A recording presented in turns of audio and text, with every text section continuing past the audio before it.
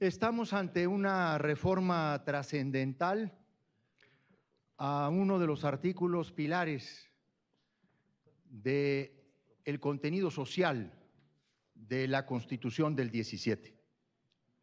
Yo he afirmado en varias ocasiones que el mundo se enteró que en México había habido una revolución en el 10 cuando leyó dos grandes artículos de la Constitución mexicana.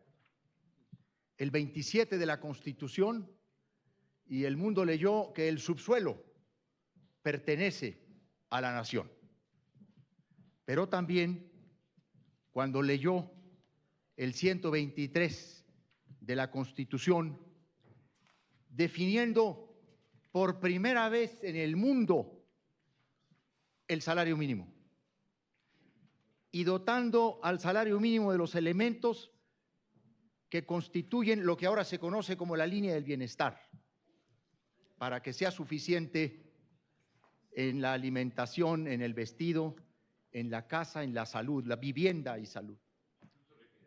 Y el acceso a bienes espirituales, como la cultura, que eso se fue concretando a lo largo de muchos de los tratados que México ha suscrito y por supuesto de los convenios que hemos firmado con la OIT, la Organización Internacional de Trabajo, que adicionó los bienes culturales como parte de la suficiencia del salario mínimo, tendiente a constituirlo en un ideal, el salario digno. Esta reforma tiene la trascendencia de tocar uno de los fenómenos sociales más interesantes que hoy por hoy en nuestro país explican el momento político que vivimos. Porque lo que este tema coloca es la enorme diferencia y las visiones de las distintas alternativas políticas que se han disputado el poder en los últimos años en México frente al mundo del trabajo y frente al mundo del salario. Y cómo la política terminó sometida durante más de 4 décadas a los intereses de la acumulación de riqueza y de capital, y cómo se colocaron a expensas de mentiras tales como que el aumento al salario resultaba inflacionario. En la pequeña visión de las élites económicas y de las cúpulas empresariales se atrapó a la política partidista durante más de 4 décadas en México, deteniendo, pauperizando, limitando el crecimiento del salario. Y que ahora vengamos a darle una protección constitucional al salario frente a la inflación y frente al costo de la vida, es cerrar el ciclo de una transformación innegable, indiscutible, que nadie podría y puede regatearle al fenómeno social y político que representó en este fenómeno el gobierno de Andrés Manuel López Obrador. Porque tuvo que llegar, y hay que decirlo como es, tuvo que llegar López Obrador a la presidencia de la República para cambiar los ejes de la política salarial y para supeditar el derecho de los trabajadores a un salario suficiente y posponer las políticas que mantuvieron encerrado al salario, secuestrado. Miren, hasta el 2016 el salario en México fue liberado como un referente en términos fiscales y comerciales, porque hay que reconocerlo, una de las grandes reformas que se hicieron en materia de salario al 123 fue cuando se estableció la unidad de medida, la UMA. ¿Por qué?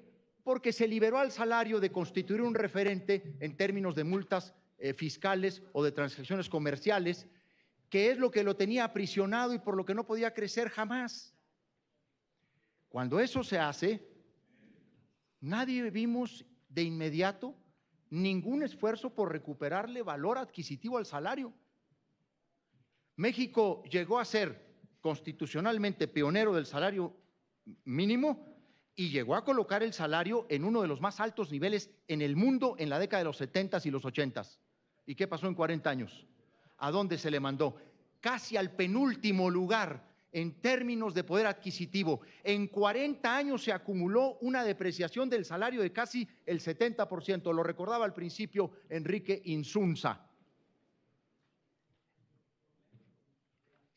¿Dónde se recogió el salario en el gobierno de Andrés Manuel López Obrador en el 2018?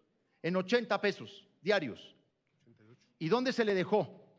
En 249, casi 249 pesos.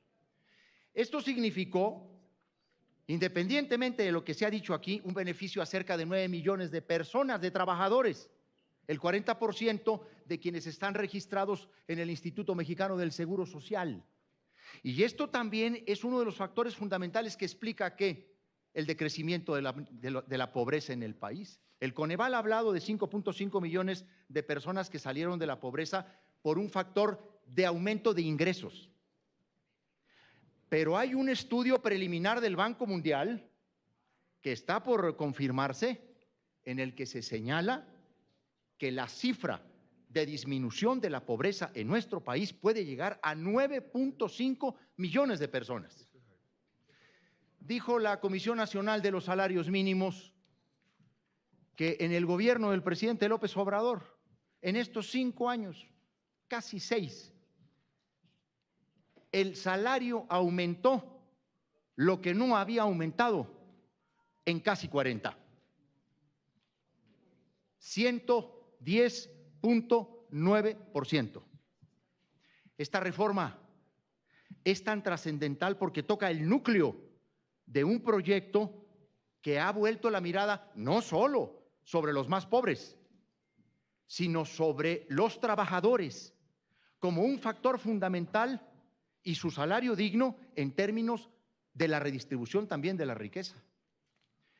No nos olvidemos que este debate sobre salario digno y salario suficiente tiene como uno de sus principales motivos la discusión que hace ya un par de décadas se ha generado en el mundo sobre los niveles de concentración del capital y de la riqueza en unas cuantas manos.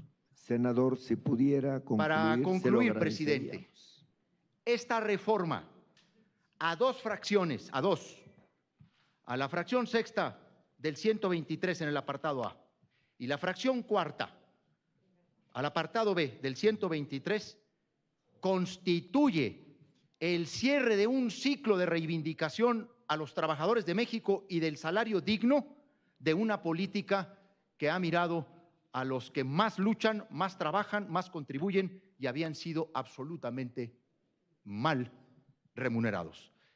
Blinda, protege al salario y da continuidad a la escalada de aumentos que en el salario mínimo ha tenido la política del gobierno de la República en los últimos años. Muchas gracias. Gracias, senador Corral. Seguidamente pasaremos a los posicionamientos de la Comisión de